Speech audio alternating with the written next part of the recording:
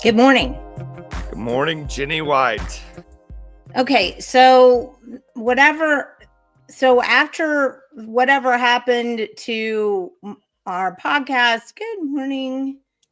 Good morning, Lisa. Good morning, Earl's daughter, for sure. So, have no idea what happened, but I was on with Christy on Monday, and it booted us off, and I came back on, and there was no X in that. You know how you can see live viewers, and there was no X in the box, and now there's no X in the box either. We're live on X. I can see. I went out to check. I'm so lost with this technology stuff. It's all right. Well, hey, with your conversation with Christy, there's two things I can't believe you didn't absolutely hammer her on. Okay. In the style and fashion of Jenny White. Okay. First of all, you know, when you guys were talking about Shane Jett. Okay. And she was talking about, you know, Shane's getting a little too animated, you know, in that. You can't put Shane Jett in a box. Yeah, pretty much. But she said,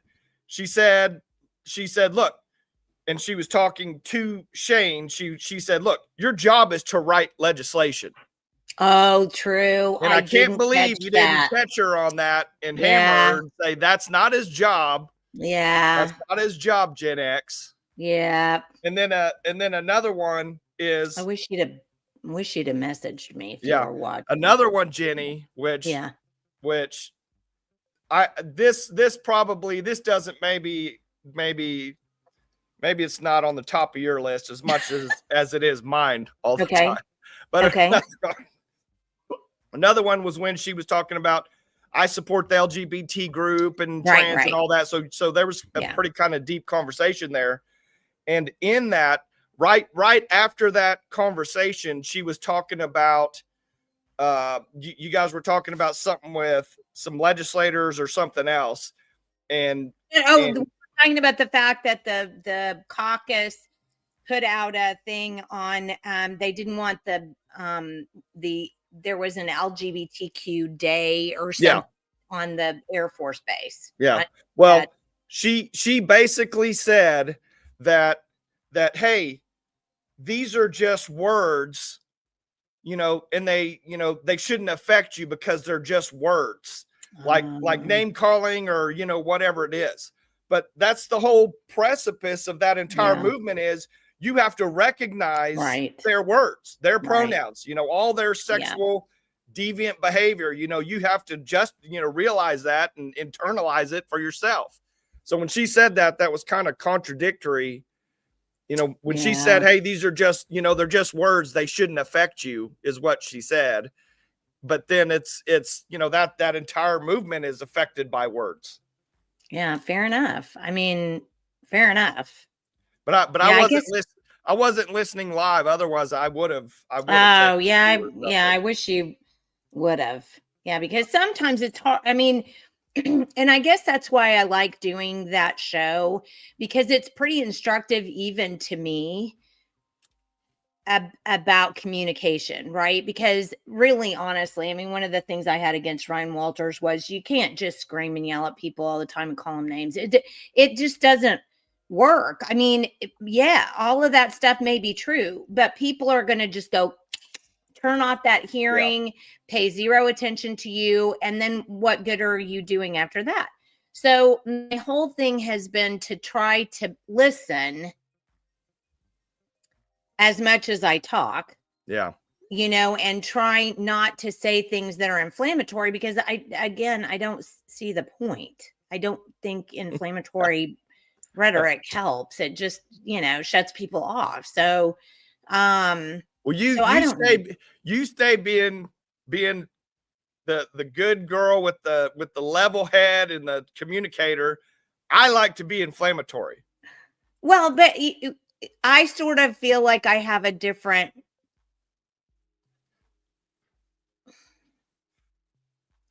How do you? What would you say? I have a different idiom than you. Well, you definitely you probably progressed from where you probably at some point were pretty inflammatory, and you've gone well past that into, hey, that doesn't really work that well. I'm just like everybody else if I'm inflammatory, so I'm going to take a better road and be more well, but that makes a point. It does take both things to get done nowadays. I mean, it really does. I mean, sometimes you have to just go, if you say one more word, I may throat punch you. And then on the other hand, you may have to have a discussion, you know, that's going to make people hear and not, you know, shut you off. So, but you know what? We have a guest that we need to hear this morning. 100%. Inflammatory. 100%. Hey, before you bring on Jim, because I want to show this in relation to the Saving Oklahoma. Okay. The Saving Oklahoma plans. Let me get this up on. Let me get this up on my screen here. I have a bad feeling about this. No, it's nothing bad. Okay. Nothing bad. It kind of goes along with, you know, no one's coming to save us. Okay, for sure. You know. Mm-hmm.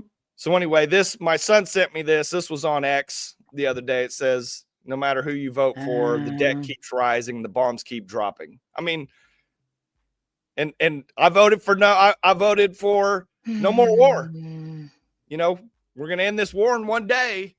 You know, now we're escalating all over the place in Venezuela and everywhere else. But that's the thing. I mean, I hope at this point people realize, no, Trump's not going to save us here in Oklahoma. Yeah. You know, we need to get behind guys like Jim, right, to save ourselves, to work together to save ourselves. Right. So let's bring Jim on this morning, and we should say Representative Shaw. Jim's perfect. Thank you. I know, but for people who don't know you, who are watching, we do want to feel like we have a certain level of decorum. Well, speaking of decorum, did you call me inflammatory a minute ago? No, I said who is not inflammatory. Quit it. Don't put words in my mouth, young man. Just clarifying. No, okay. So you put out the Save Oklahoma plan. Do I need to pull this up? I think I can. I think I might have an image file that I was using that I can actually pull up all of the pieces of it if you can wait 1 second. But you came up with this Save Oklahoma plan. First of all, I'm going to ask you the first question that anybody should probably ask. Does Oklahoma need saving? I would argue very much so. Why? That's the next question. Because the people are not in control of their government here in Oklahoma. They're just What makes you think that? Well, having lived and breathed it now and gone through my first session, I can see where the majority of that building holds their priorities and who they're working for. And it's not for, in large part, it's not for the constituents and it's not for the people of Oklahoma. It's for special interests and what have you. So that's my short answer of why I think Oklahoma needs saving. So who's running Oklahoma? Special interests, mainstream lobby.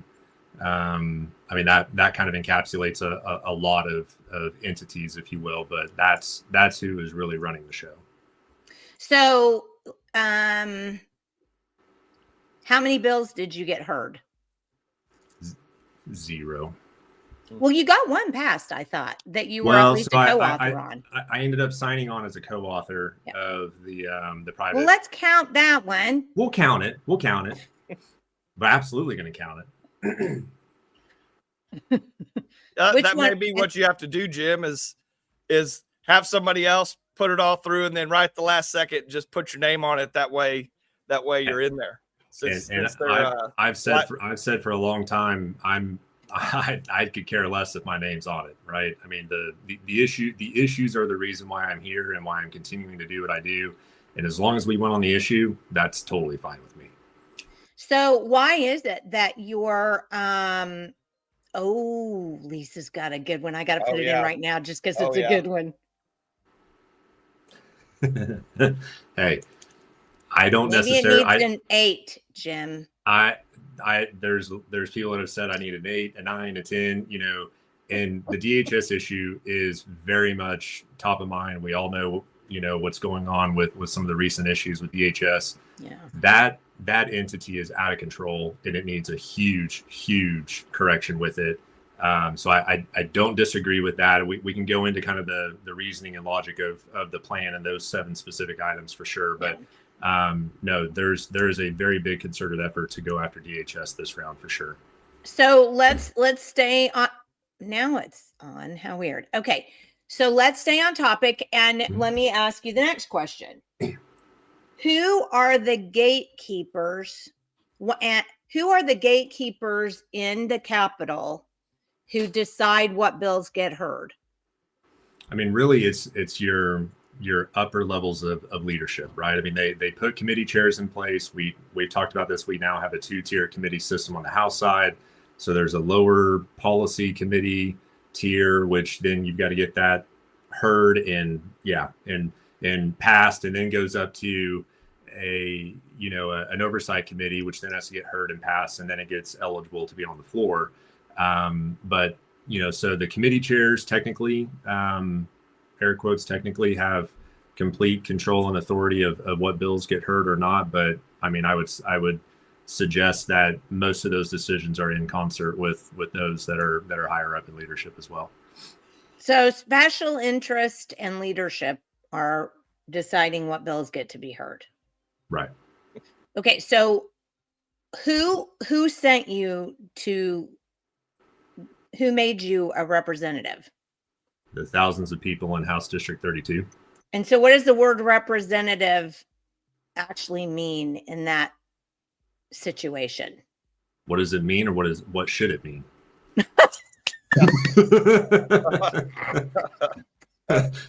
You got me. I was trying to get the thing. Okay. So, but you're right. What should it mean? I mean, it should mean that I'm able to go to the Capitol and represent those 40,000 people here in District 32 and advocate and petition for legislation that, is going to benefit their families and communities. So how does that happen if the leadership and special interests are deciding which of your bills get to be heard? That kind of removes the whole concept of that representative form of government that we're supposed to have. So maybe that's why Oklahoma needs saving. One of the many reasons, yeah. Well, honestly, I just wanted to play that game with you this morning because I do think people don't see it.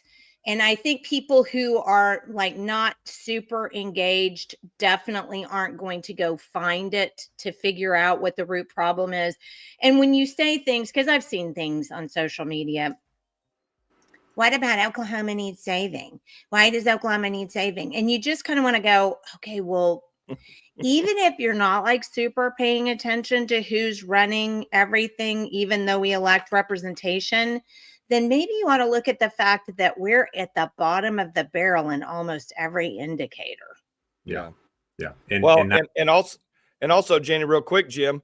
I mean, I don't think there's a better person to talk to because, before a year ago, you were just like one of us. I mean, did you have any idea just how, I don't want to say corrupt, but how controlled the state government is, the legislator? I mean, did you have any, just as a regular person pre getting into this office, what were your thoughts about that?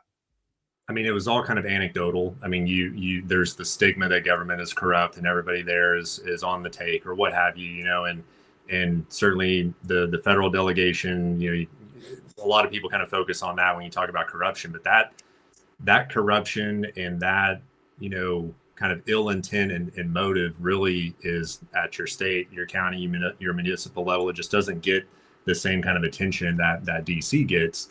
But no, I mean, I knew just probably like everybody else, kind of a little bit of the surface of issues and probably what is going on down there, and then kind of seeing behind the curtain this last year, and since session started back in February, yeah, it's every bit as bad as you think that it is, and probably a whole lot worse, for most people.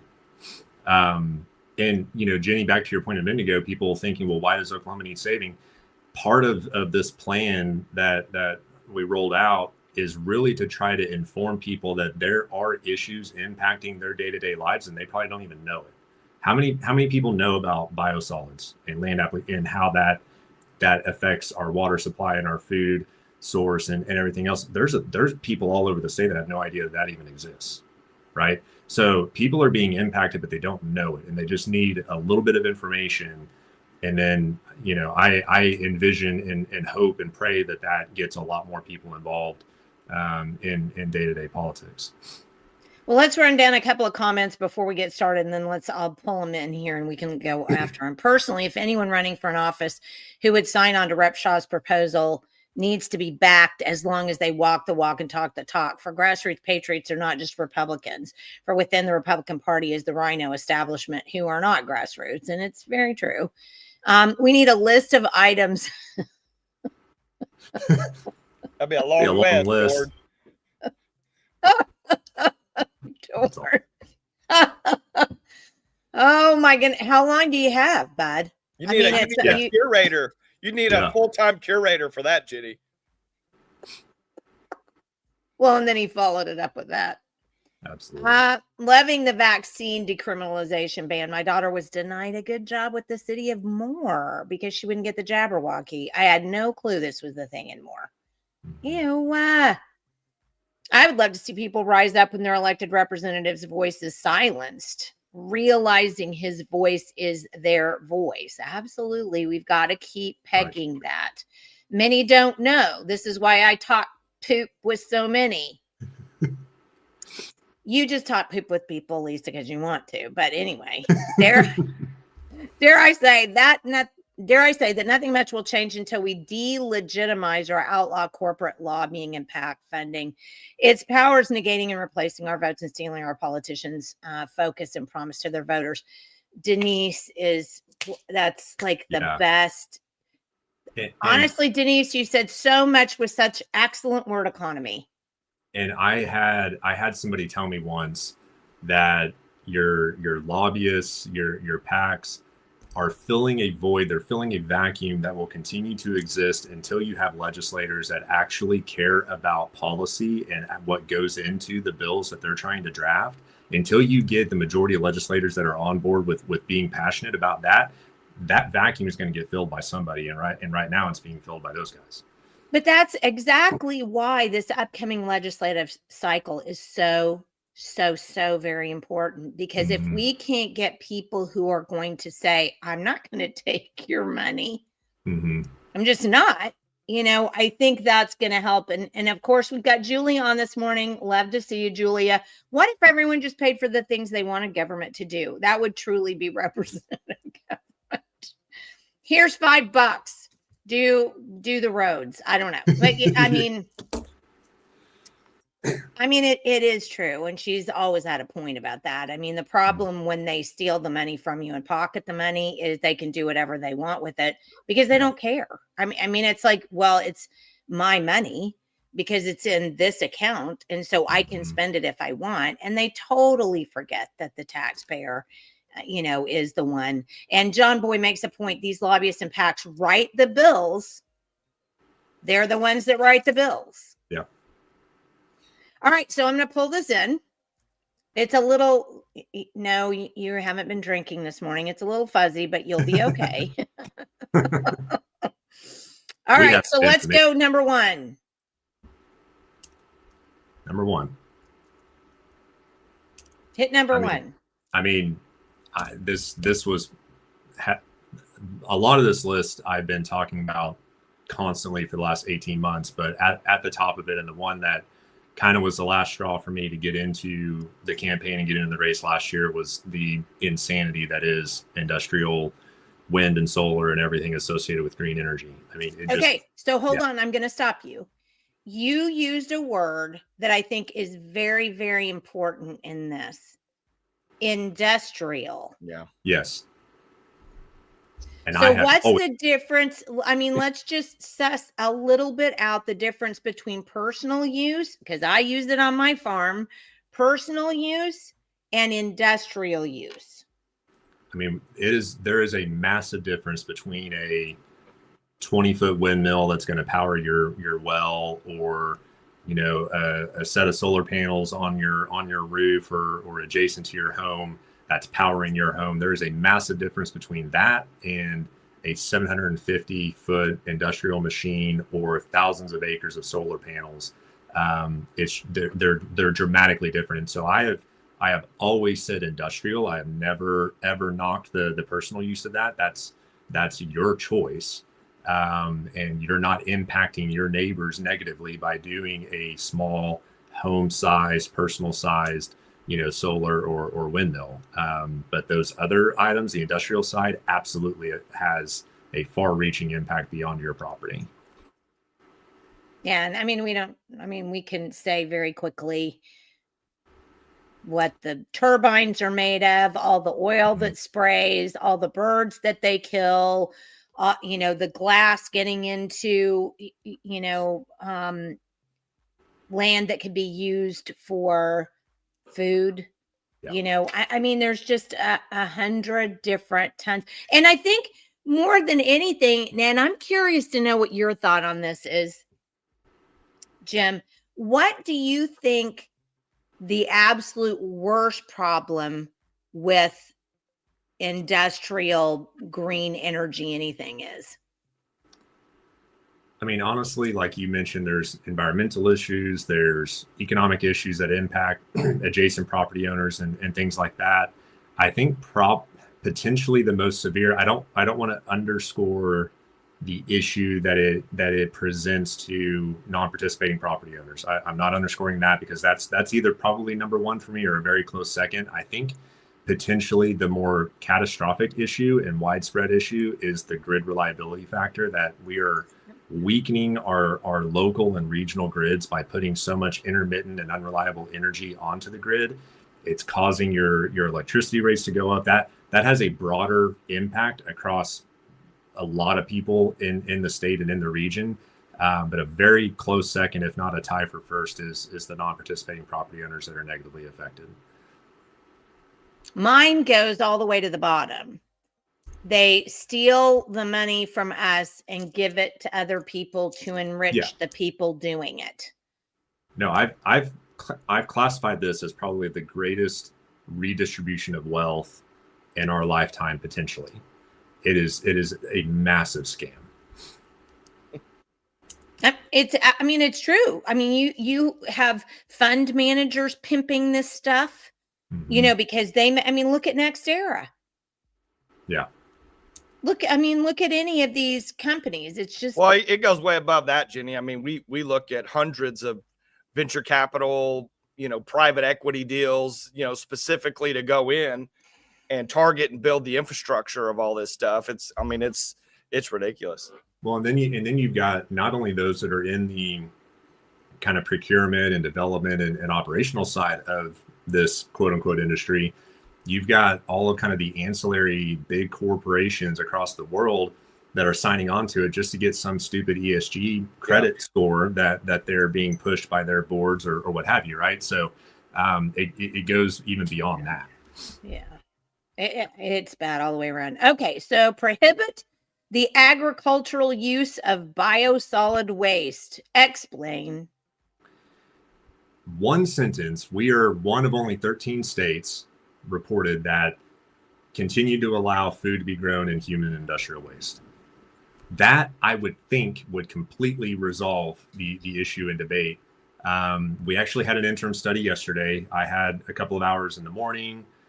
Representative Paskowski had 3 or so hours in the afternoon.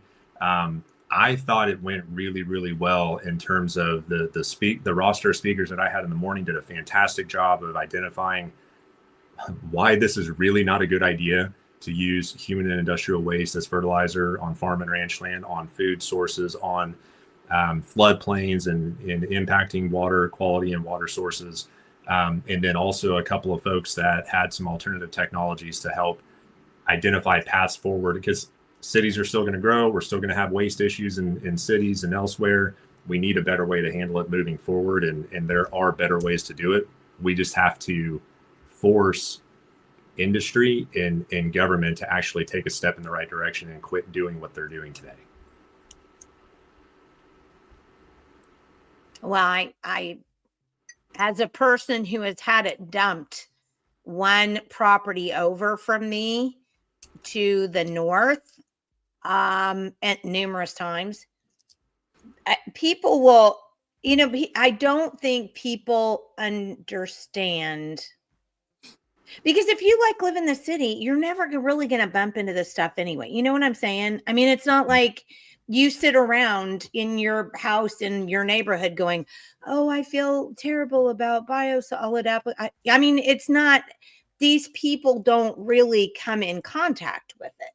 And so I think there's that always the out of sight, out of mind thing that goes on, so people just don't understand it because they just don't see it.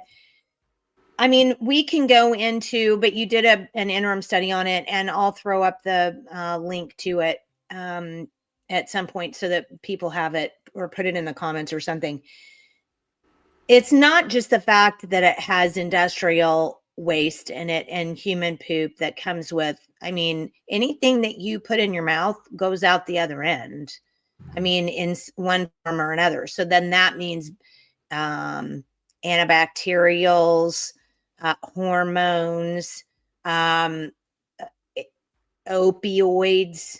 I mean, like anything that goes in one end comes out the other. So then this, along with the industrial waste that goes down the sewers, which there's a lot of what they call PFAS, which is for what they call a forever chemical, because they just have had a hard time trying to find anything that breaks the molecule down to get it out. And it is a cancer causing molecule. It gets into water, then you can't get it out of the water. I mean, there are people who are trying, and there's some interesting technology going on, but still in all, the point of the matter is none of this should be dumped on the ground. And the smell that comes from it,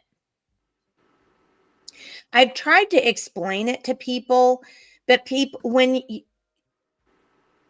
for example, if you've never eaten chocolate cake, explaining to somebody what chocolate cake tastes like is super, super hard. How do you do that?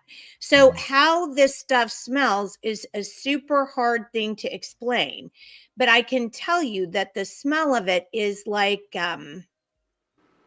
completely unnatural. I mean, think of the most unnatural smell you can possibly smell, a smell that when it got into your nose would make your brain kind of go, I'm scared of this stuff. I should run away because it smells so bad, right? I mean, does that make sense? Then it makes your eyes water. It makes your nose burn. It draws flies. I mean, one year, the year they had it dumped out here, Dave was working on on his little gift to me of my greenhouse. would have 16 flies all over him just trying to drink the sweat. I mean, it was the most disgusting thing ever, and people just can't wrap their brains around the fact that there is no way in which this stuff is good other than for the city who's getting rid of it and not having to pay to do something else to it. I mean, am I wrong? You're not wrong, and that was one of the primary arguments in the afternoon session yesterday was, well, it's going to cost the cities so much more money to deal with it differently, but the only alternative that they were talking about was landfilling. And yes, it is an alternative, but it should not be the number one alternative. And there's other ways to deal with it. There's, like I said, there's other options and technologies out there to deal with it, but those have been ignored and specifically refuse the ability to compete in the market to provide a service that not only would reduce costs for the cities, but keep this from being spread on farm and ranch land. It's completely irresponsible and negligent for the government to not take this seriously and to continue to do this. Well, and you had that Eden company who basically takes it and turns it into energy. Well, yeah. Right. And so they can do that, and they can attack landfills in their entirety. Basically anything in the landfill they can shove into their system. And I know, I loved it. Energy. I mean, that's a really interesting solution at a large scale. The antimicrobial solutions or advanced microbial solutions, guys, what they can do with microbes in a lagoon that just eats it down. I mean, it's just fantastic. And there's other companies out there that do that as well. Yeah. So don't even sort of think there aren't options. Right. Yeah. We're just not being given the options. Yeah. Why wouldn't the city take all that basic organic waste that they're already transporting anyway, put it into an Eden type system and feed the electricity back into the city? I mean, what? Yeah. Yeah. It's unbelievable. No, it's very, very interesting. And, yeah, I have no logical reason as to why either municipalities or Oklahoma Municipal League or DEQ has not focused a concerted effort on figuring out a better way to deal with this.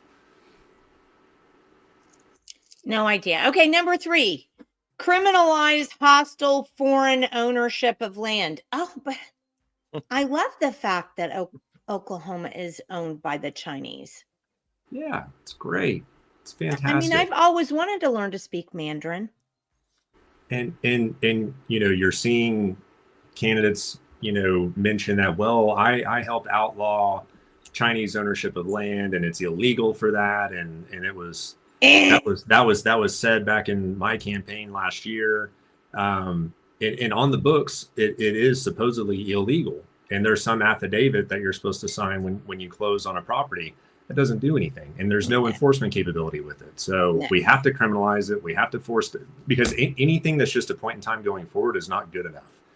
The existing land holdings by Chinese nationals or other nationals that are hostile to the United States, existing land holdings need to be sold back to Oklahomans. Well, I guess I don't understand, and maybe you can shed some light on this for me. I don't understand how there are people that think this is somehow okay. Mm-hmm. I mean, do you even have, what's the argument? I mean, why is it that they can't do you say people, Jenny, do you say people as in like the people that's selling the land? I mean, or just the everyday person? I mean, the person selling the land is probably getting a premium. Well, even candidates, even the legislators that we have, I can't understand your argument for why this is okay, why you couldn't criminalize. I don't get the argument. I don't either. Let me ask you this question. I'm curious. So do you think if I went over to China and decided I wanted to buy a rice paddy or one of their, cities that nobody lives in, do you think I'd be allowed to? Highly doubt it. So what about any other country that, I guess I don't understand Other countries won't do this stuff, and we do it and then somehow make excuses that we do it. How does this work? Because we're open for business, Oh, right? It's all of the Oh above. my We're open for gosh. business. We want the investment. We don't really care where it comes from or what I type need of my culture. kids to stay here instead of going out of the state for a job. Right. I wish that weren't so irritating. I mean, that's just okay. So anyway, we need to criminalize it because Yeah. what we have on the books right now isn't working. All right, so let's go to number 4, which is our the one people are like all over the internet. I really love Jim Shaw, but this is stupid. I hate this. So why mandatory e-verify for all businesses, and what is it about e-verify that's got so many panties in a bunch? So That was very in- technical language, by the way. very, very, very politically correct as always. Yes. I believe if we want to take illegal immigration seriously in the state of Oklahoma, obviously we're not a border state, right? But why are they coming here? They're coming here to gain employment. They're coming here to gain employment and send money back home. So I've said for a long time, there's kind of 3 core components to this. Number 1, no driver's license. Number 2, don't let them work. And number 3, if they do figure out how to circumvent those 2, increase the fees of then sending money back home. But to me, it really boils down to they're trying to get employment here in Oklahoma. And so if we want to be serious about ending every magnet that's attracting illegal aliens to the state of Oklahoma, it starts with the workforce, and it starts with stopping them from gaining employment at the hiring process. Because if they gain employment and then we try to find them later, we're chasing our tails on trying to figure out where they're at, and then getting them out of those jobs and what have you. So what E-Verify does, which E-Verify has been around for 30 to 40 years, the I-9 form that every employer across the nation has been required to require of new employees, has also been around about the same amount of time, 30, 40 years. The I-9 form basically says, this is who I am. Here's my social security number, some other information. You got to provide 2 forms of identification. You give that to your employer. And today in Oklahoma, if it's a private sector employer, they simply just check the box that they got the information and they put it in a filing cabinet, right? If you're a state agency or a public employer, they do use the E-Verify system and have been using that since about 2008 here in Oklahoma. That was a law that was passed back then. So E-Verify is not collecting any additional data. It's a system that's existed for the last 30 to 40 years. All it's doing is taking your government issued social security number that the feds already gave you. They already know what your social security number is, and plugging that into the system to cross-check and make sure that, against Social Security and potentially Homeland Security, that you're a legal resident of the United States. That's it. There's no additional data collection. There's no new system being created. And so what we're doing is just verifying that that's a legal resident of the United States. That's all the system does. Okay, so we've got a bunch of comments and I'm going to throw up so that, you can see what they're saying. But I want to tell you about some situations that I became aware of. What is happening that I know is happening is that people come here from another country and they have a green card. Okay. And they end up getting a Social Security card at some point with a Social Security number. And then they send over their family who does not get a green card or does not enter into the system, but then they want to have a job. So they'll use the Social Security number of the person that's already here that's gotten one to get a job. And so then you have the person who's working there using the Social Security number of their family member and yet they never get caught at it, and they're still there using the social security number of their family member. I know several instances where this is actually happening. Right. At McDonald's. Right. And so that's what this system protects against, is either somebody copying a social security number and using somebody else's, or maybe using a dead person's social security number, or just manufacturing one out of thin air. Right. And so that's what this is designed to protect against, because what we're dealing with here in Oklahoma, I believe, is a significant issue that if we don't address it now, it's going to become a very real, large problem in the future, where our workforce is going to be harder for the younger generation to get into, because it's going to be flooded with, or continue to be compounded with, illegal workforce. And there are already legitimate businesses in our state that are suffering because they are doing things the right way, and they're paying workers, legitimate citizens and Oklahoma residents, a proper wage, but they're continuing to get undercut in the market because of the illegal workforce. Right. So legitimate employers are being punished, and they're not able to compete with the lower wages. And I mean, I was told recently of somebody that's going to have to shut their doors because they can't compete any longer in that space, because they're continuing to get undercut on prices. Well, but it's not just that though, too. You know, it's the HB1 visa situation and the things. I mean, I also know of a company that basically outsources their workforce to another country just so that they can get them to work for a fraction of the cost that it would take them to have Americans work for them. So you've got that same problem going on there too. And granted, I believe they've stopped the HB1, but there are other forms of visas that they can do the same thing, and other forms of workforce opportunities that they can take advantage of to do that. So, I mean, let me throw in a couple of and let's be clear too. The federal government already knows your social security number. They know who you work for, because that employer, when you turn that I-9 form in, they still have to report you on their next quarterly filing to the feds, right? So the feds are going to know who you work for within 90 days of you hiring on. This is simply advancing that to the hiring stage to make sure that illegals are not slipping in through the cracks and then continuing employment after that, right? Yeah, I mean, I'm having trouble, figuring it out myself. But let me throw a couple of things in. Green energy is powered by welfare, not the free market. So are we just going to wholesale ban industrial solar and wind, or is there legislation that's going to stop the welfare?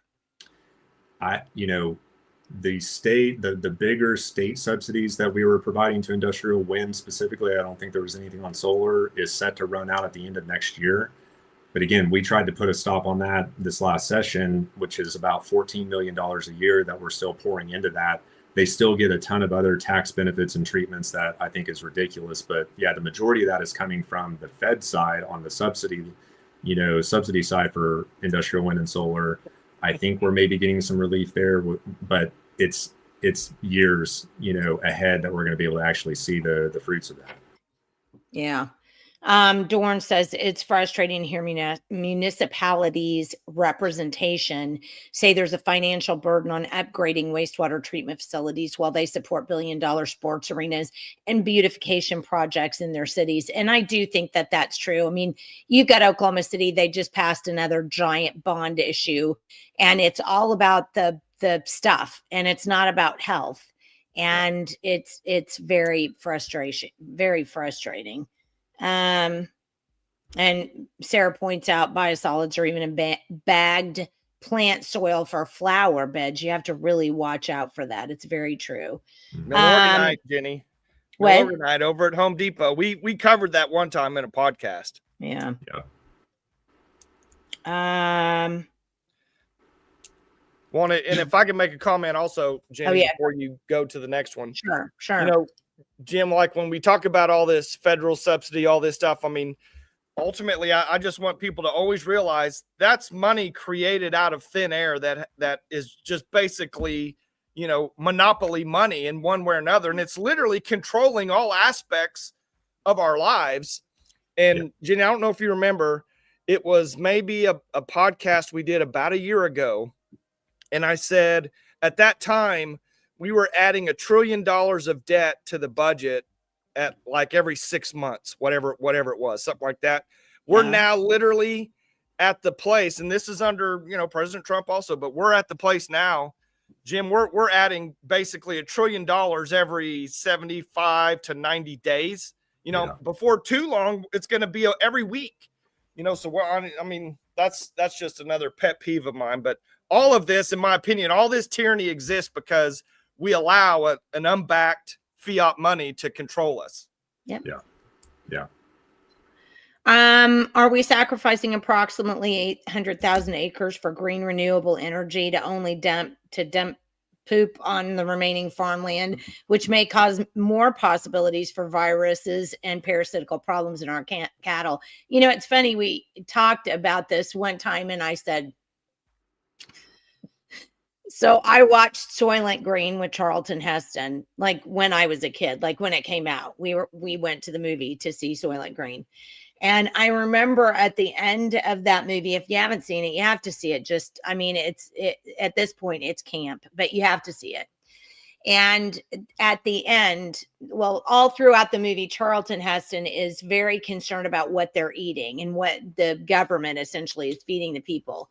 And so he's doing all of this investigation. And at the end of the movie, the closing scene was him actually finding the source of the food, and it was chopped up people. They weren't burying them, and they weren't. So he's standing there on this, kind of hill of stuff going, Soylent Green is people.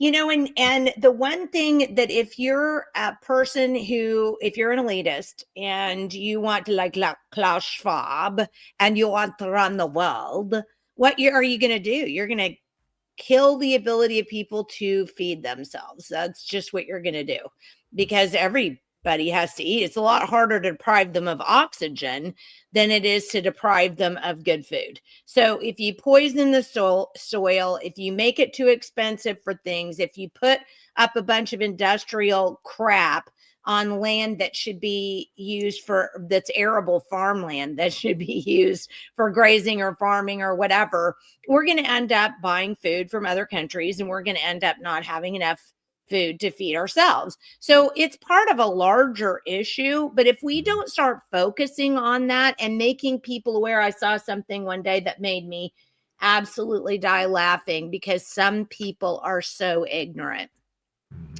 And it was a girl responding to a post on Facebook where the person was saying, hey, we really need to make sure that we've got enough food to feed people. And, we're going to have to start paying attention to this. And she wrote in, what are you talking about? You just go to the grocery store and get your food. Nice. But we're all like, what? And you what? But there are people who think like this. Yeah. We're raising people who think like this. It's super scary. Okay, so let's get down to so Robert says E-Verify will not fix illegal immigration. Basically, it's the Patriot Act 2.0. I think we're up to Patriot Act 5.0 now, Robert, just for your edification. Government is too incompetent to control illegals. They'll just need another system to fix it. So thoughts?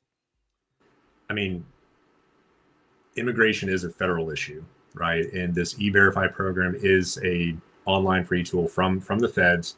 But if you look at the states that have rolled this out and rolled it out across, the entire job force, not just public agencies, but the private sector as well, it has been extremely effective in not only curbing the illegal workforce, but the illegal presence as a whole in those states. So again, it's extremely effective, and it's not collecting any additional data than what you're already providing on your I-9 form that the feds have already given you, and you're just providing back to them as a cross check, to make sure that you're a legal resident here. So I don't see this being a Patriot Act 2.0 type issue. We're really focusing in on the current issue of illegal immigration across the nation, but here in Oklahoma, and taking jobs that belong to Oklahomans. Well, we'll talk about this in a second, but I want to get through these. You can't end this magnet. The border states are absolutely saturated, and that is a problem. I mean, ICE is actually doing its job, and that's a good thing. But we're still, I mean, we had how many years of open borders in this Right. country? Right. I mean, it's completely wrong direction. Oklahoma should go in relying more on the federal government. And so we do need to talk about that here in just a second.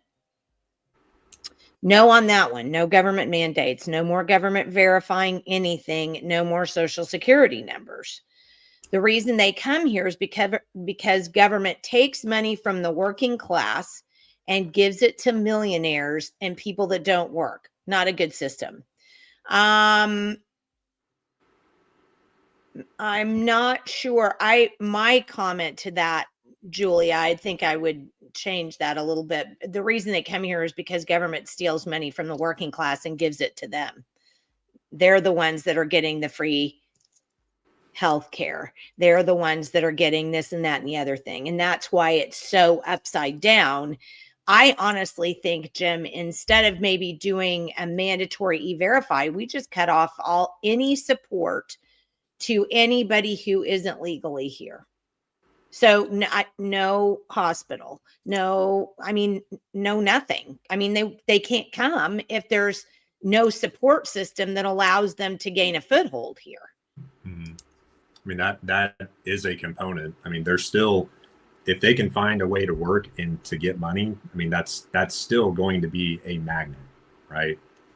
In one way, shape, or form. But I don't disagree. I mean, all the programs that are out there that are just handing money out and handing services out is wrong. But they're still going to come here, and if they can find work, that's going to be a primary driver of where they go. So Earl's daughter says this, well, this includes small construction contractors and subcontractors. Illegals are killing this industry in Oklahoma, driving down costs to the point Oklahoma owned businesses can't afford to pay a fair wage and survive. And I've heard that. I mean, she actually and her husband have a contracting company. And so I know that she would know. But I've heard this multiple times from multiple people. I mean, right. No, and that was kind of one of the examples that I alluded to of situations like that, where people that are doing it the right way are being undercut, especially in industries like that, where you are dealing with a lot of contract and subcontract kind of work. And so how we approach that or try to handle that in the legislation is something that we're going to have to be very intentional about. I don't have the specific answer on what that looks like right now, but that's what we're going to start formulating here, over the next couple of months. Well, this is a really great comment from Robert again. We have laws that don't allow illegals to work in Oklahoma. Everybody knew Seaboard Farms had illegals working there, but nothing was done about it. The teachers were teaching English to their kids. It's absurd to think giving the government more power will fix this. And I've got to say, I got it, because I'm not nuts about e-verify either. I'll tell you, it just, the less we have the federal government poking their nose in anything, the better. I don't understand why we don't have a tip line, and like somebody can't call in and go, hey, that McDonald's on Bryant and 33rd has, I know because I work there and they've hired some illegals, and then people show up and remove them. I mean, I can see the fact that an already set up government program is easier to implement than it is to then go try to redirect law enforcement, whether it's ICE or whomever, to these businesses to route out illegal employees. But I think Robert makes a really great point, Jim. I mean, there are already laws on the books. Why aren't we simply following the laws that we have? I mean, there's that's the elephant in the room, or the large question on a lot of these topics, that there's a lot of laws on the books that maybe have good intentions but have no enforceability with them. They have no real way for us to actually see to the end of that, because the enforcement and penalties and things like that are not there. Yeah, I mean, to your point on the tip and the hotline and all of that, yeah, I mean, I guess my argument would be that is a very expensive and labor intensive and high resource drain type of approach. And so again, with E-Verify, we're not telling the federal government anything new that they don't already know. They already have all of this information for you. And you're required to do the I-9 form if you want to gain employment. You have to have a social security number. You have to provide the I-9 form. Those two things have to be there in order for you to gain employment. All we're saying is we're trying to make sure that when you fill that information out, you're filling it out as a legitimate citizen of the United States. You know what I'm saying? So that's where I feel like it is very effective, and it's resolving the issue on the front end and not having to chase it on the back end. Well, I'm just curious, is ICE using E-Verify to collect illegals? That's a great question. I feel like I'm not sure. I don't know the answer. Well, I kind of like to see the answer to that question, because you said that it's working in other states, but I want to know what that actually looks like. I mean, because again, if think about this a second. So we've had the E-Verify system for a long time, and we have more illegals. At least this is what I'm assuming, just from what I'm hearing. We have more illegals employed in Oklahoma businesses now than we ever have. So then that's a problem. So if we're not using the system that we already have properly, and it's not working properly, why are we doubling down on that and not finding another way to handle the situation that might produce better results?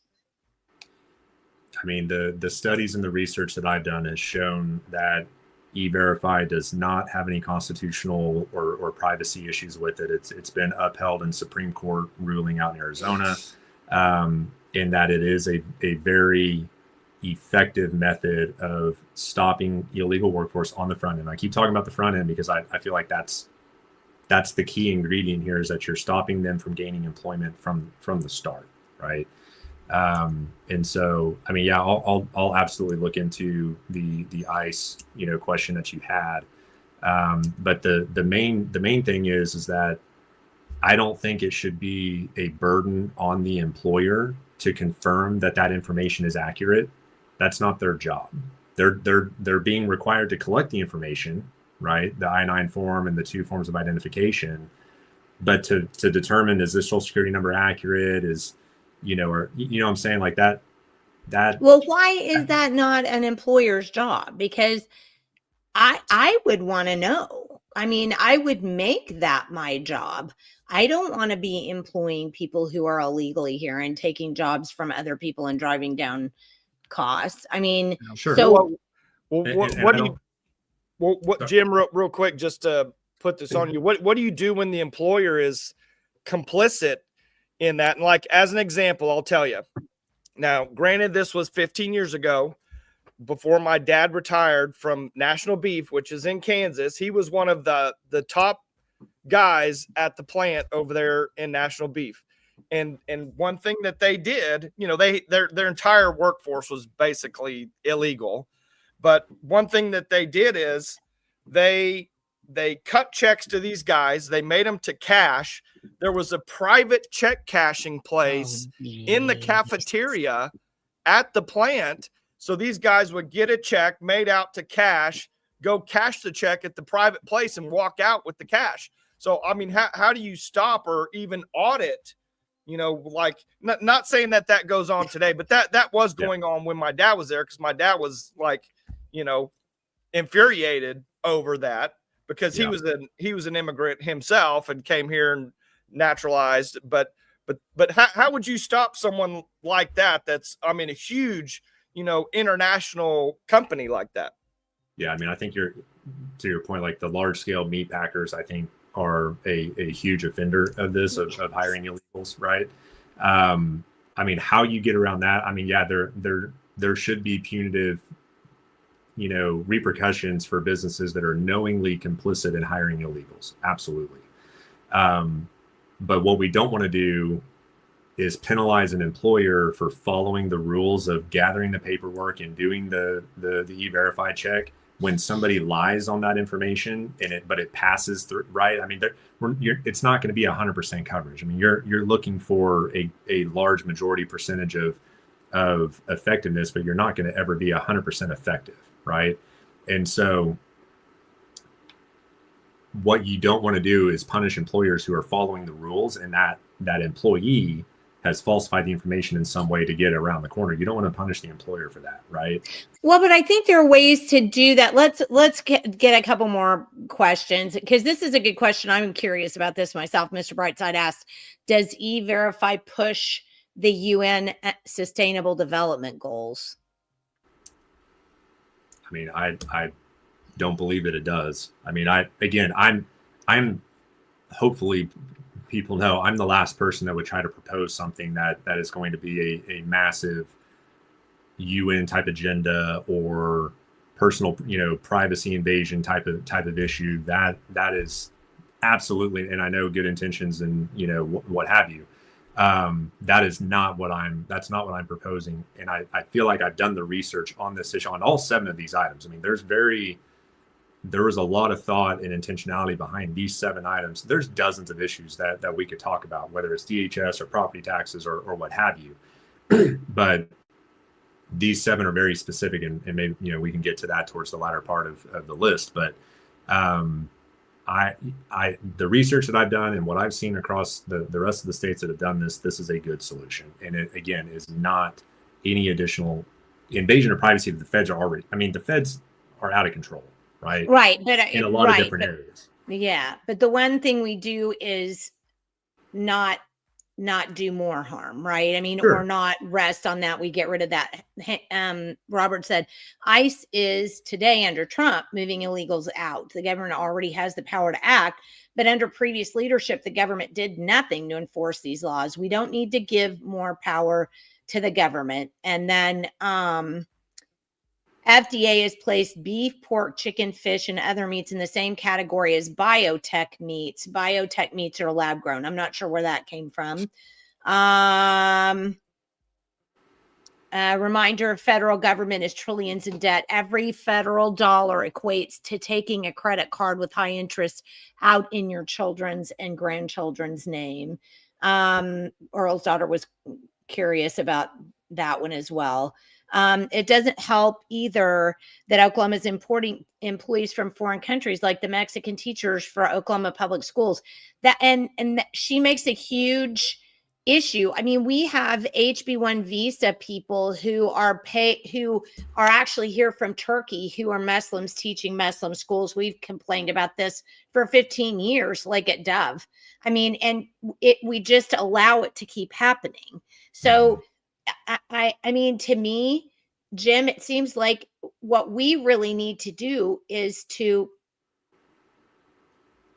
focus on Oklahoma and Oklahoma employers, because if I'm an employer and I have somebody come into my business that can't speak English and wants me to hire them, and I'm like, oh, good, you're going to take $5 on, an hour, and they go C or we or, whatever it's going to be, and they hire them. That's the problem right there. It's this person who did that. And it's not even going to matter if they have E-Verify or not, because the problem was the employer in the first place, who's more interested, who has the love of money, right, and is more interested in that than following the law or doing the right thing. So I guess that probably makes another point too, Jim, that just hit me. People who are going to screw one another over are going to find ways to screw one another over. And let's say they just don't fill out the right paperwork, or they figure out a way to help the person figure out that, the e-verify paperwork. It just seems to me that what we need to do is we need to have people, law enforcement, who are dedicated to checking, businesses who, have had infractions, or that, people have said, hey, you need to check this business. Kelly says, good morning. Thank you, Jim Shaw, for all you're doing for the state. We need to get off this topic. It doesn't help either that Oklahoma is importing foreign employees. We just talked about that. Blah, blah, blah, blah, blah. Oh, well, this is true. This is how the guys who hang out at the Home Depot parking lot make their living. And just and that's quick, yes. Go ahead. No, go ahead. No, but that's another thing. So people who want cheap labor go to Lowe's. They're hanging out in the parking lot. Come here, Joe. They're illegal. They hire them. How is that going to help anything? Right. And I think, just to kind of round this out. I mean, like I said earlier, immigration is a federal issue, and the federal government has, I believe, a rightful role in preventing employers from hiring illegals, right? And so, like I also said earlier, this takes the liability from the employer for screening illegals. I mean, yeah, we want everybody to be moral and just when they're hiring, but like you said, people are going to skirt the system. But it takes the liability from legitimate employers that are trying to follow the rules, and the government is simply verifying government issued documents. That's all that this is. It's not empowering the federal government any more over us than, it's not giving them any additional power over us. It's simply saying the federal government is verifying government issued documents like your Social Security, right? Yes and no, though. I'd like to know how this fits in with, because this suddenly just hit me, how it fits in with the ID, the national ID. And I mean, there was a big push for that. And so you have these big centers where all this information is going. And it's like we talked about, flock cameras and stuff like that. They get the information, but they don't use it in the right way. And there aren't laws that force them to do it. So they do it kind of whatever they want to do. So, I don't know. And Catherine said, Tulsa city councilors almost brag about how many undocumented we have. 2 have actually said it outright. Yeah. If you have a Social Security number, you have to have an I-9, wrong thought process for liberty. Those that would give up liberty for temporary security deserve neither. Those things have been in place for 40 years. I mean, I'm all for liberty and freedom, 1000%. We talk about that a lot, Jenny, you and me on the show. Oh yeah. But Social Security numbers have been around for how long? I-9 form again, 30, 40 years. I mean, that's not changing, and we're not adding anything on top of it. It's just verifying the information that you're already required to provide. Yeah. Well, I do think we need to ask a couple more questions, find out if it's actually hooked into the UN agenda. We need to find out if the other question that I asked, that I can't remember what I asked a minute ago. And I do think we do need to look into what it would cost and how it would work if we had, if we tried to do that at the state level and not tried to, those are just my thoughts, but let's go on. If you do it at the state level, you are going to create an additional system, and you are going to create additional financial burden on the state. Right. So anyways, next item. Yeah. Number 5, end perpetual toll roads and expose the Oklahoma Turnpike Authority. You mean you don't like toll roads? I tell you what, I like them a lot less during session when I'm going down the turnpike each way 4 days out of it. I mean, the fact that we are basically being promised that we're going to pay those tolls for the rest of our lives is completely ridiculous. Yeah. It's in the way that they cross pledge and the way that they do their bonding, and then the bonds get sold likely to somebody in China or what have you. The whole thing is a racket, and the way that they approach how they go and secure their right of ways and land for these paths through eminent domain, and the practices that they employ is just flat out wrong, and it's disgusting. 100% agree with you on that for sure. Number 6, stop discrimination based on vaccination status. So I have, Catherine asks how much they have in debt. I know Kelly's on here. Kelly can tell us specifically. Do you know, Jim? It's $4 billion. What? Yeah, I mean, but how do they have so much debt? It's because they're building turnpikes in areas that they don't need to build turnpikes in. The anticipated traffic volume that they always promise, well, this is going to resolve a whole lot of traffic issues. They're not getting the amount of vehicles and volume of traffic on those roads for the tolls to be meaningful enough. And so what they're doing statutorily, however many years ago, Kelly could also say this too, the cross pledging. So basically they're in debt on this turnpike, but they're going to go build a new one. So now they're cross pledging that debt into a new bond. So it's just this scheme. Yeah. It's just this pyramid Ponzi scheme that will never end. Yeah, that's how. Stop discrimination. Oh yeah. Stop discrimination based on vaccination status. Are we really still doing that? I mean, if you talk to medical professionals like nurse practitioners and what have you, they are still being forced to take certain vaccines to remain compliant with the hospital or their employer. You've got public schools that are telling the parent, here's the list of vaccines that your kid has to have before they come back to school, implying that it's required and mandatory because they're not following state statute by also telling the parents that there's an opt-out. And why are they not doing that? Because there's no enforcement or penalty with that statute. So, I mean, this is a huge item that you guys have worked on for a really long time. What you inject into your body is your decision. What you allow to be injected into your children's body is your decision, period. Yep. Completely agree on that one too. End taxpayer-funded lobbying. Now, most people do not understand what taxpayer-funded lobbying is. So give us as many examples as you can think of. So on taxpayer-funded lobbying, if you're a taxpayer-funded entity and you are lobbying for some special interest, that is not okay. An example of that would be like Oklahoma Municipal League. Okay, they are a massive organization across the state, taxpayer-funded organization.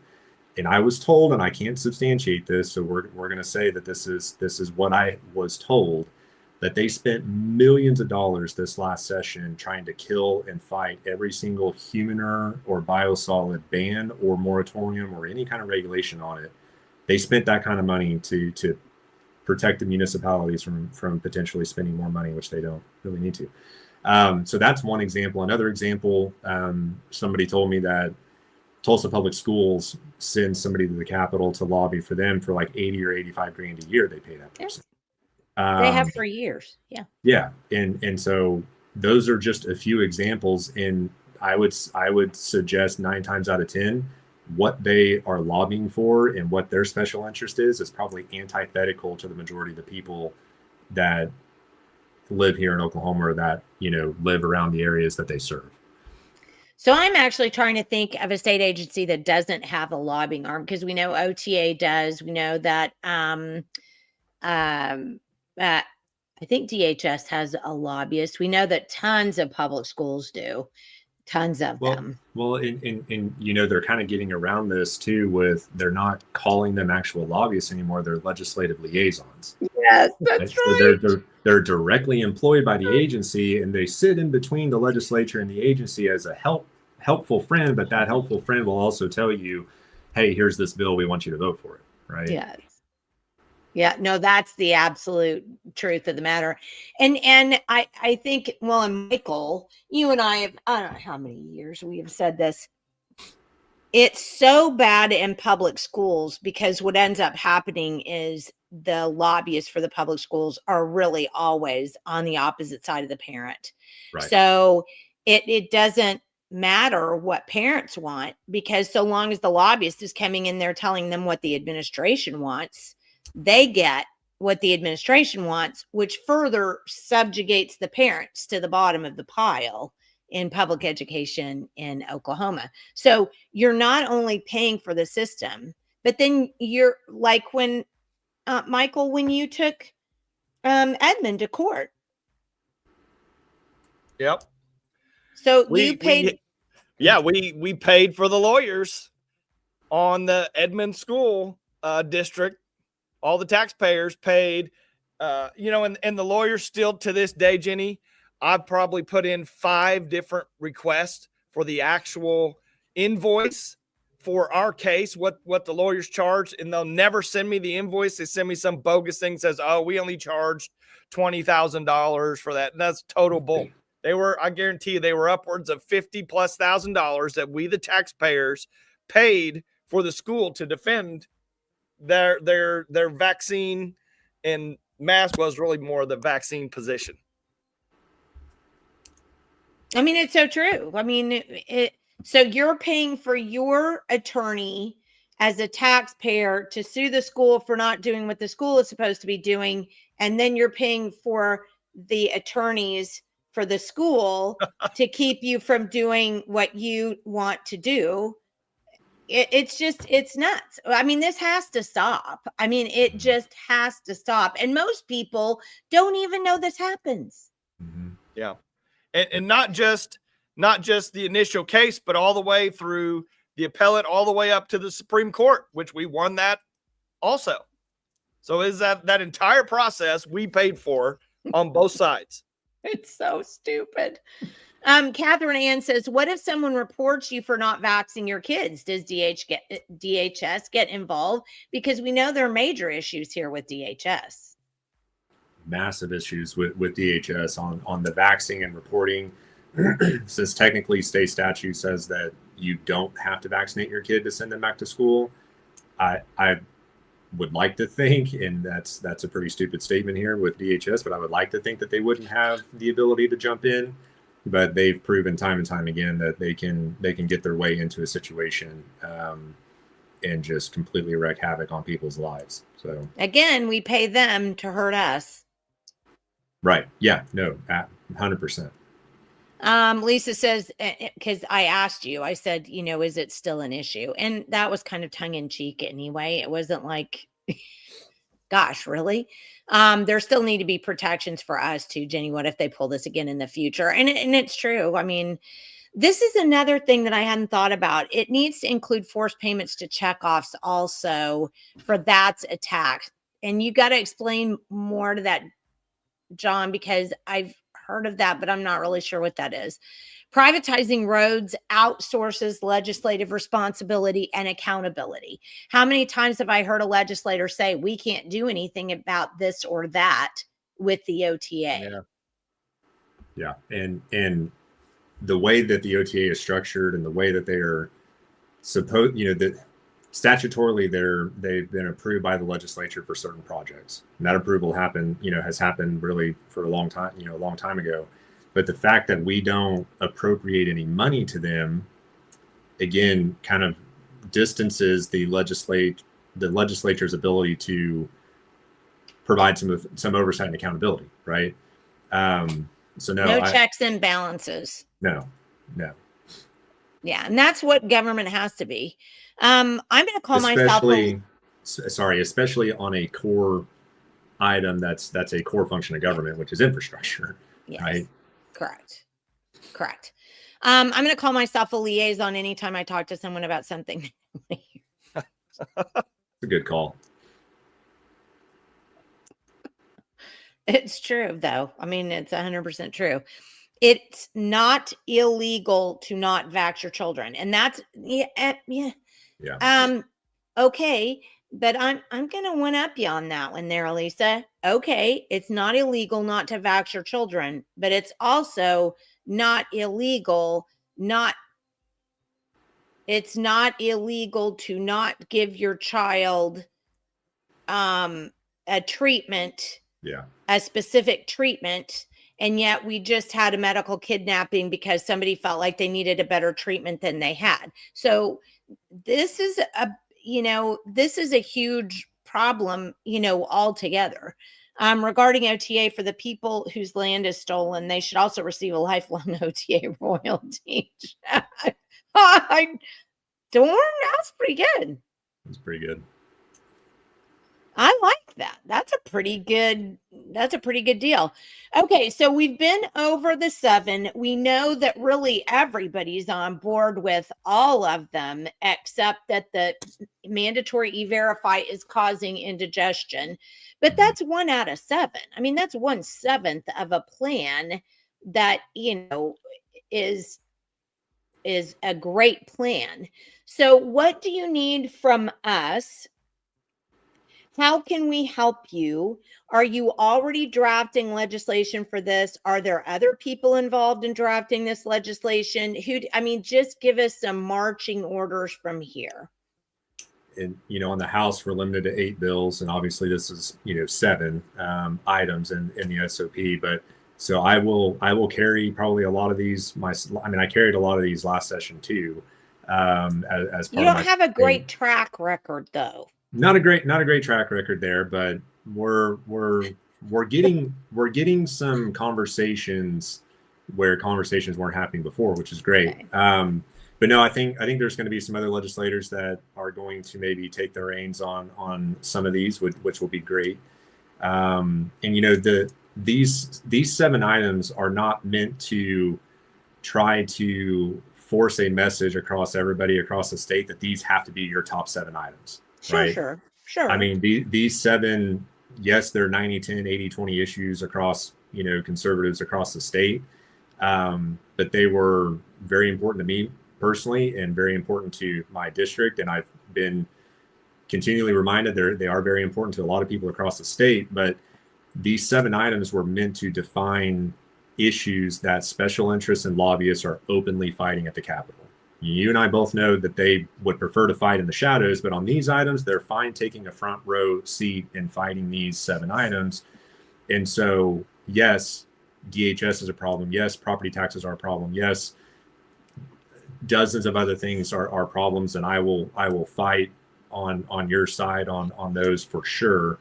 These 7 were meant to boil it down to how do we create an accountability mechanism that puts a line in the sand where if somebody is truly working for you or are they working for special interests and lobbies. So that's the design and purpose, and to get messaging across the state. So some people that may not know biosolids are an issue, they'll know that it's an issue or whatever it may be.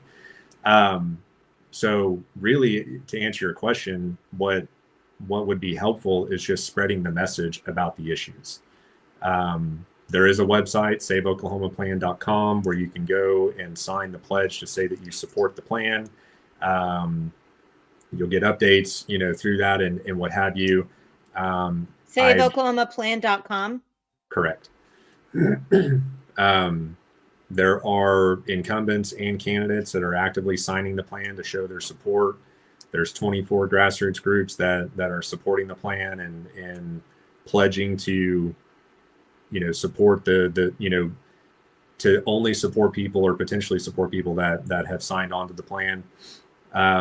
So that really the biggest thing that would be a great help is just to spread the message through that website link and what have you, that these are issues that if we win on just one of these, and we make legislators more afraid of grassroots than they are of special interests, that whole place will radically change. Yeah. Yes. I completely, and Michael, I know you agree with that too. I mean, oh yeah, 100%. Yeah. I just think the problem that we have had so far has been, it's the propaganda, but we're a red state. We're in the Bible Belt. We're so conservative. It's the propaganda. I once I think one of the things that this show has done a really great job at, it's shoving in your face the fact that you're not living in a red state. And even if, what was it, 65, 67% voted for Trump? Anybody help me? I don't remember. Okay. Well, I think it was somewhere around 67. Okay, so let's just say you have 67% of people in Oklahoma who voted for Trump. Okay. I mean, you could say, well, that makes us a conservative state. But if only 20% of that 67 are actually voting in elections, verifying candidates, paying attention to bills that are going on, does it matter? Does it matter that there were what 47% that voted over for Trump if only 20% are actually doing the work of the civics required to keep Oklahoma a red state? And that margin was even smaller on the last however many gubernatorial races. Those are being won by 53, 55%, right? If my memory serves me correctly.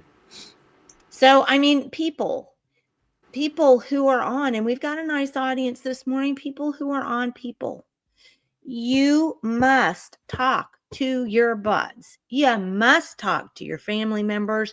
You must tell people. I mean, I see my Facebook feed, my Instagram feed, they're full of people, going and doing fun things, and that's great. Have a life.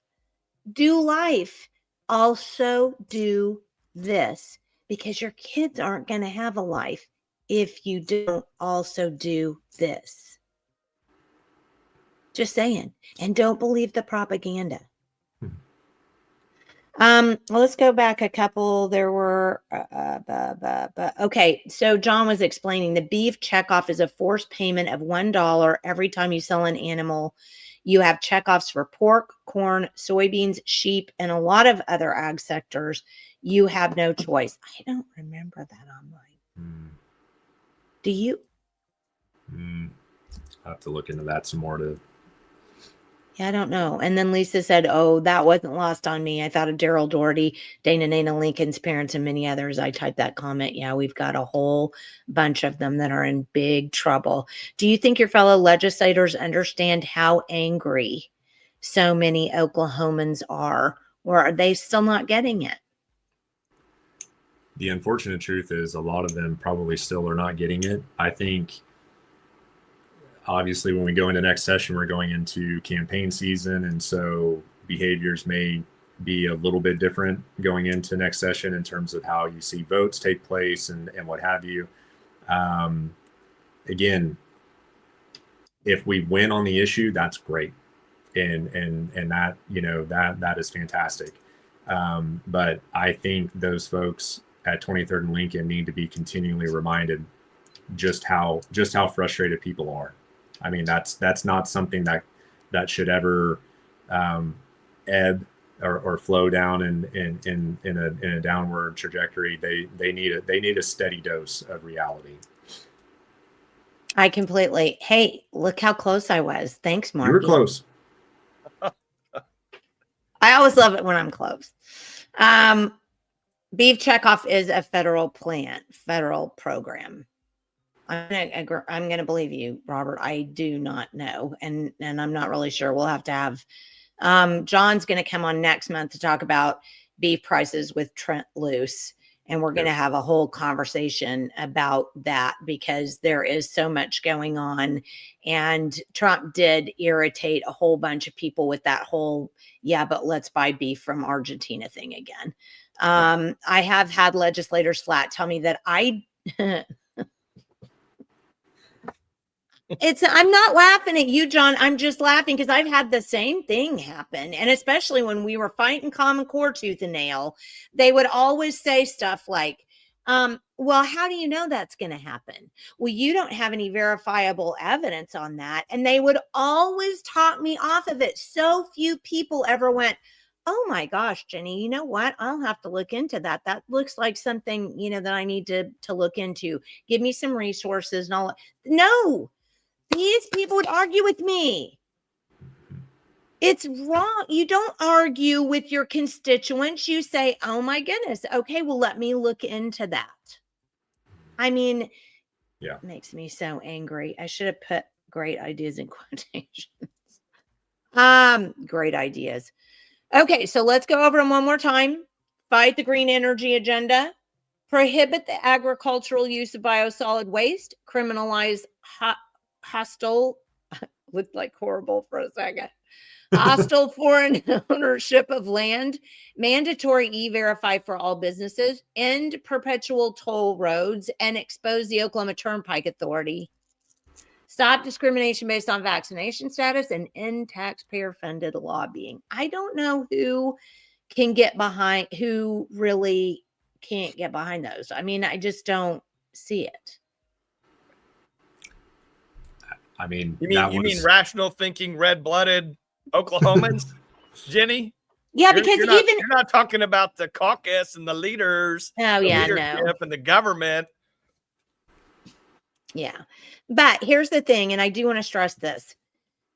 Even if you don't agree with the e-verify thing, and we're going to ask you, Jim, to look into some, other ways of tackling that problem, just for those of us who are, federal government resistant.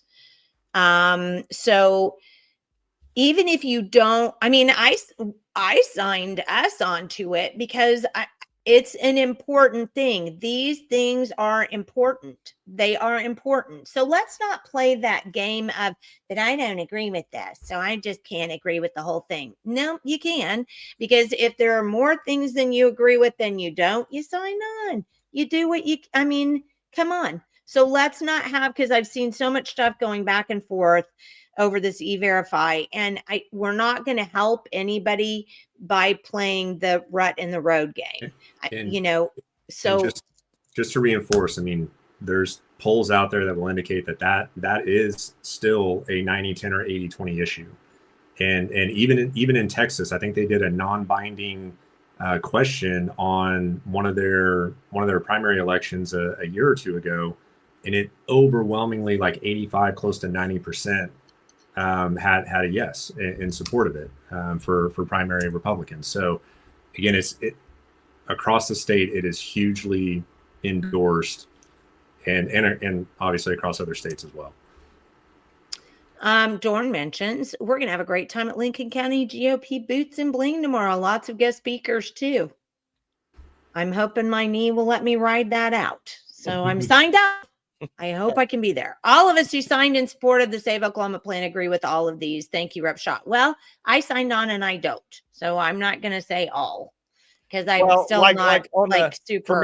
For me, Jenny, on the e-verify, I mean, I think you have to start somewhere. You at least have to, draw a line and get started somewhere to. No, and I'm totally in it. And I'm totally in agreement with that. Something's got to be done. But while we're talking about this, I would also like to be looking into another way of handling it at the state level as well. I don't think there's anything wrong with that. Yeah. I just don't. I don't want us to negate the state.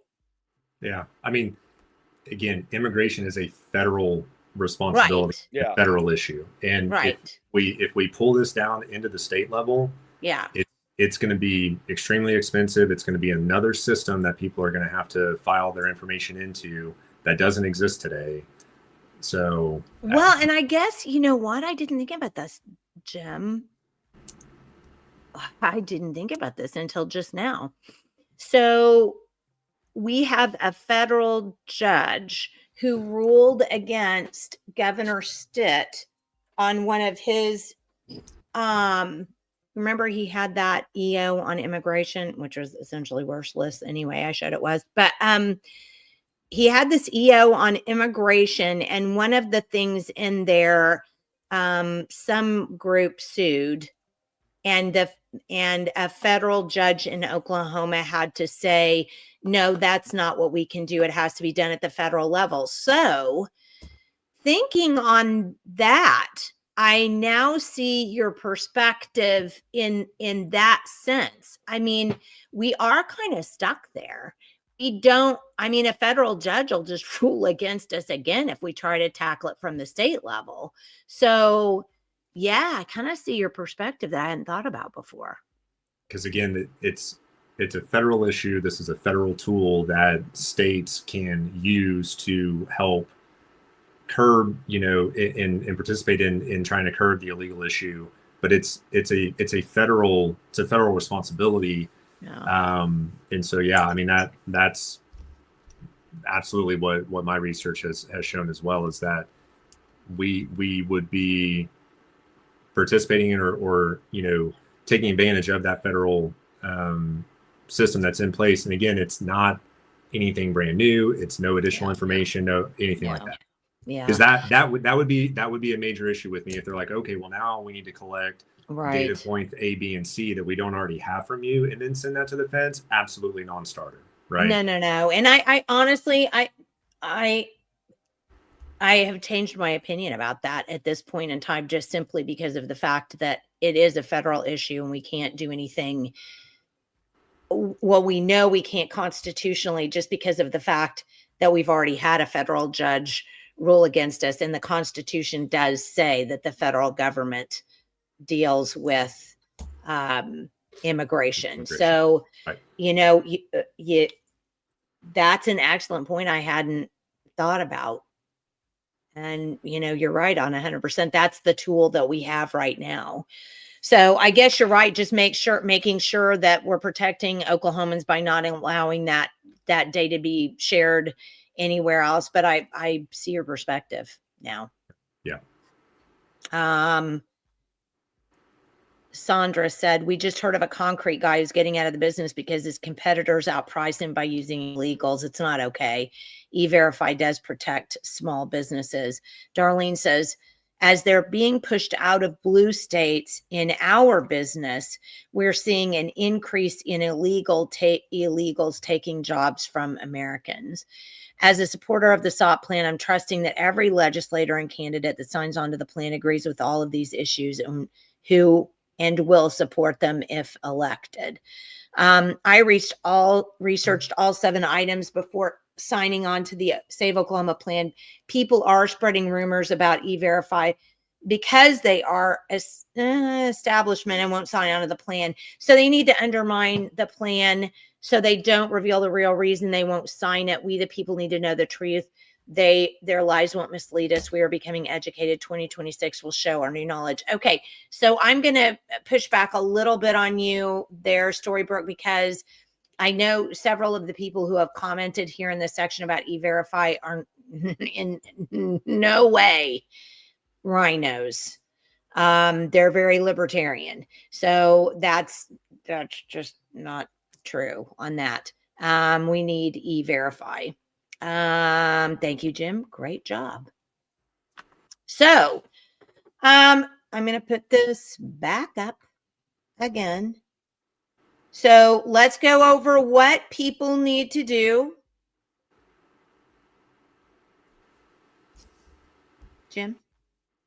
Jim? Sorry. I thought you were pulling something up. Well, no, I'm trying to pull up the website while you're talking. Yeah, no, I mean, what people can do is they can go to that website, they can sign on to show their support of the plan, and then honestly just spreading awareness about those issues, and asking your rep or senator or candidate or what have you, how do they align with the plan and what have you, is always a good thing. But that's honestly a big part of what people can be doing, in my opinion, with respect to this topic. Well, and I do want to say, we did kind of, there is one thing, and Robert, I'm sorry, because I'm a data warrior as well. I don't like it either. And I don't like the federal government having data. However, we are kind of in a vice here because it is a federal issue. It can't be a state issue. It's a federal issue. And this is the federal tool that we have. So, and we do have to stop this from happening. I mean, I'm sorry. I can't get into a lot of the issues that I've seen for certain reasons, but it is a huge issue that is and it's not just the small businesses that this is causing a problem for. It's causing a problem for middle managers, for even people who have higher degrees not getting jobs because, we're trying to outsource jobs. This is not a small issue. And Trump and ICE are doing a fantastic job, right? I mean, they really are doing a great job, but they can only do so much. I mean, they don't have unlimited time and I mean, it would take a considerable amount of time for them to completely move through this issue. So that's where this comes into play to fast track trying to get to resolution on the issue. Dorn said we just had 8.7 million illegal people from BRICS nations that have crossed our southern border. We should be very aware of who is here. Well, I completely agree. I mean, I completely agree. We're in big trouble with this. I'm just joining, so didn't see the other comments. I mean, the legislature. Oh, it's okay. It's okay. I just wanted to make sure that you knew that it's not just, that a lot of libertarians have get a little bile in the back of their throat over this because, we just don't like data collection. And that's all I was meaning to tell you was it's tough. I mean, I lean more libertarian and I just despise data collection. But then on the other hand, I just despise Americans not getting jobs either and small businesses going away because people are undercutting their business. So and we're not collecting any additional data. I want to reinforce that point again. It's not collecting any additional data. Isn't that funny? Lisa said, I wouldn't have thought that would have been the most hotly contested one. I don't know. It's funny to me because I think all of the issues that you picked, I don't know how people don't get how bad those are. Like I said, like we talked about earlier on, people who live in a neighborhood don't get biosolids because you kind of have to be around them, I think, or a real thinker to understand that, yeah, it may happen out here, but once it affects your drinking water and your food, you've got it too. Yeah. Right. Yeah. So I think it's yeah. Recently, I had a new roof installed, hired a reputable contractor who hired an entirely illegal crew to do the job. Yow. Okay. Well, and then we've got, okay. But again, we've got to do something. So I guess I'm bumping up against you on that. We have to do something, Robert. It just can't be a let it go thing. And if you look at the states that have implemented it, the data is very clear. It is very effective in stopping illegals in those states. I love Earl's daughter. Repshaw, thanks for letting us ask hard questions and not talking to us like we are annoying, curious toddlers. Respect. Hey, please collect and share. I'm a political animal data point. He's officially on the record for that. I guess so. Got to meet in the middle sometimes. And that, honestly, that's a good point, John Boy. It really is a good point. So I think, and like I said, don't let one thing become a stick in your craw anyway. And I'm kind of glad we had that discussion because even though I think we're never going to win over Robert Scott and others, and that's fine. I mean, people need to have their own sets of opinions and views. And I'm not going to be the person that's going to ever shut that down. But I will say this, and I would ask, this is a great plan. And this is really a good plan. If we can stop these things, Oklahoma will be better for it. Don't let one thing, don't let your not sign on because of one thing. Right? Right? I mean, if you have 7 things and you don't agree with one, how many do you still have left that you agree with? And that's a lot, right? So let's, I'm still all on board 100%. You are too, Michael, right? Yeah. But you know what's funny is if I would have been doing this, I probably would have had the other finger up because I'm inflammatory and you're nice. No, I'm just kidding. I'm just kidding. I was going to show you something, but I can't now. we need a new roof. First question I was asked was how they vet their workers. You know what, Jim? That's kind of a good point that she's making here.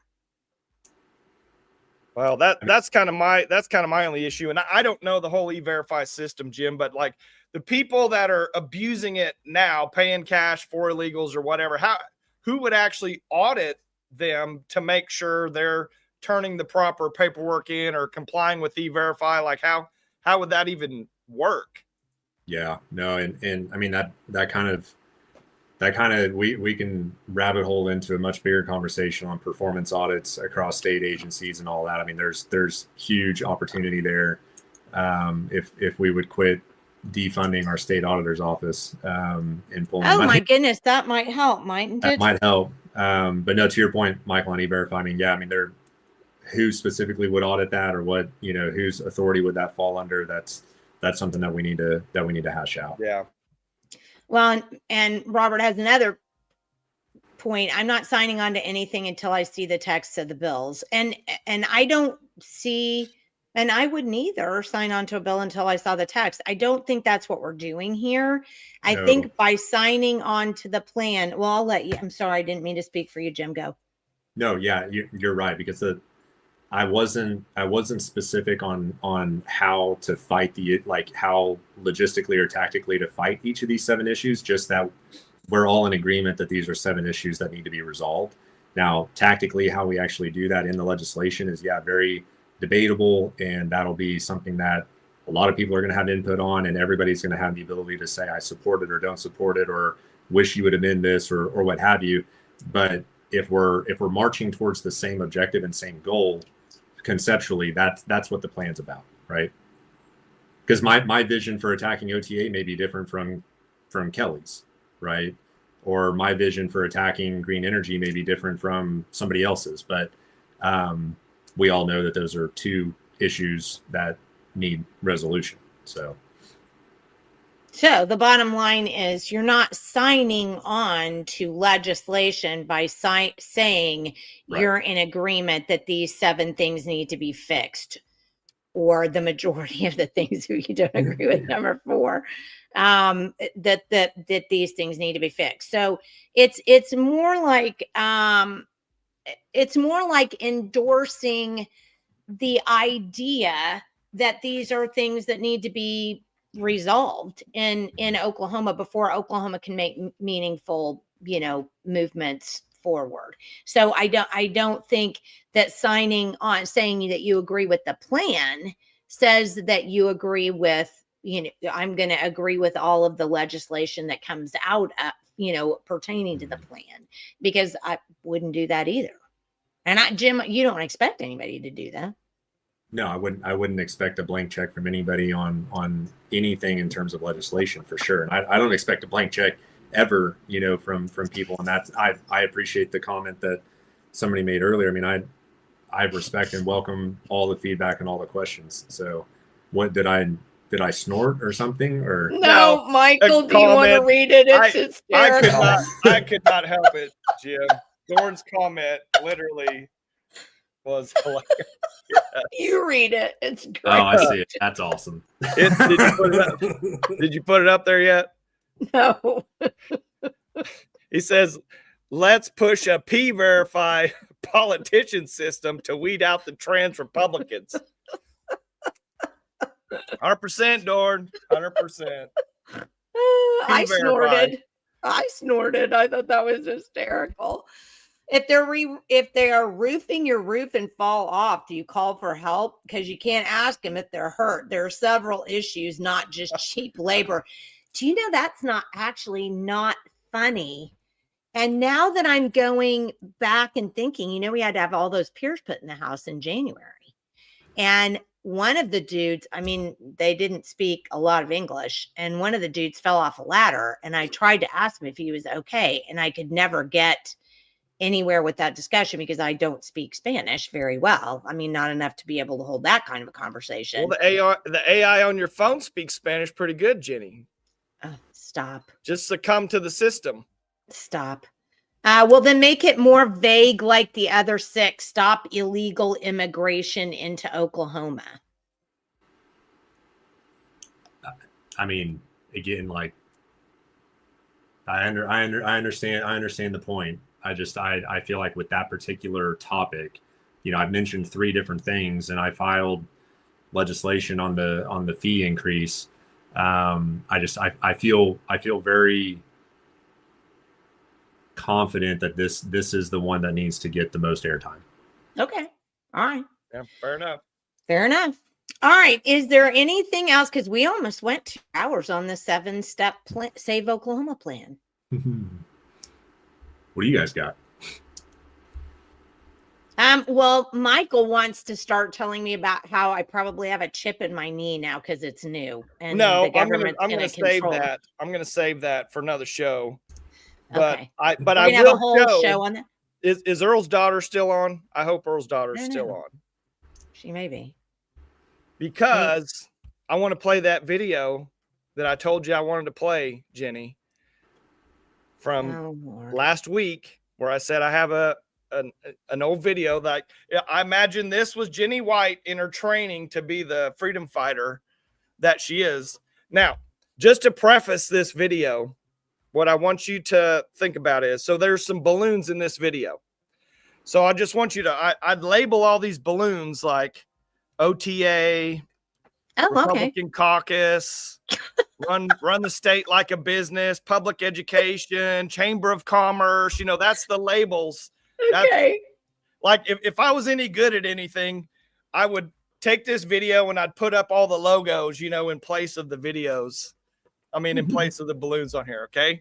So this is my. You need to get Melissa Remington to do that for you. Yeah. This is my interpretation of old cowgirl Jenny White getting, training to be the freedom fighter that she is today. Okay. Well, let's see. So you've got your nice, lace corset dress on. Oh my word. Okay. Well, she's riding. Good for her. Yeah. So here we go. This is Jenny White. Okay. My word. Look at her riding with that dress on. She's got her 6 shooters. Here she goes.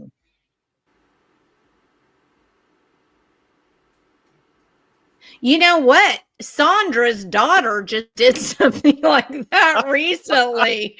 She already does that. There's public education. There's chamber of commerce. Oh, there we go. There we go. Man, that's amazing.